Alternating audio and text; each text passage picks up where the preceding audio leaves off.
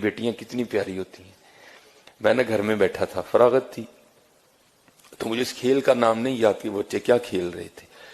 وہ کو پرچیاں ڈالی تھیں, ایک پرچی پہ لکھا تھا بادشاہ, ایک پہ لکھا تھا وزیر, ایک پہ لکھا تھا قاضی, اور ایک پہ لکھا تھا چور. ان 4 پرچیوں کو بند کر کے نہ پھینک دیتے, پھر سارے ایک ایک اٹھاتے تھے.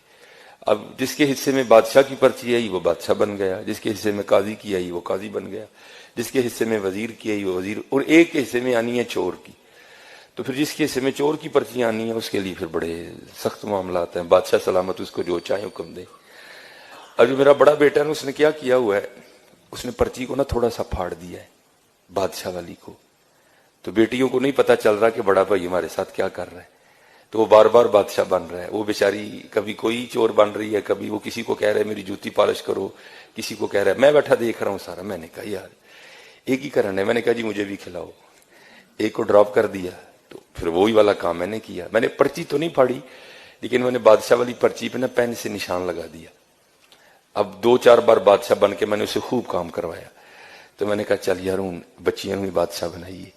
تو میں نے اپنی بڑی بیٹی کو کہا کہ یہ جس پہ نشان لگا نا تو نے یہ پرچی اٹھانی ہے. اب بادشاہ والی اس نے اٹھا لی, تو میرے حصے میں آ گئی چور والی پرچی. اب سب نے بتانا تھا کہ کیا پرچی آئی ہے, تو سب نے بتایا. تو اینڈ پہ نا مجھے سارے کہتے ہیں جی بابا آپ کیا بنے ہیں. تو میں نے کہا جی میں چور بنا. میں حضور کے ممبر پہ بیٹھا ہوں, میں جھوٹ نہیں بولوں گا. میری چھوٹی بیٹی رو پڑی اور میرے گلے لگ کے کہتی میرے بابا چور نہیں ہے. میرے گلے لگ کے رو پڑی. خدا ممبر پہ بیٹھا ہوں حضور کے, میں جھوٹ نہیں بول رہا. حالانکہ میں ایسی باتیں نہیں سناتا, یہ آپ کی دلجوئی کے لیے سنا رہا ہوں کہ بیٹیوں کے لیے کبھی ایسا فکرہ نہیں بولنا. یہ رحمت ہوتی ہے. میں ممبر پہ بیٹھا کہہ رہا ہوں, میرا اللہ گواہ ہے اس بات کا. ہاں میں ایسی باتیں نہیں سناتا. وہ میرے ساتھ لگ کے نہ رو پڑی, حقیقتاً رو پڑی, اور کہتی میرے بابا چور نہیں ہے. یہ رحمت ہے. بیٹیوں سے محبت کرو.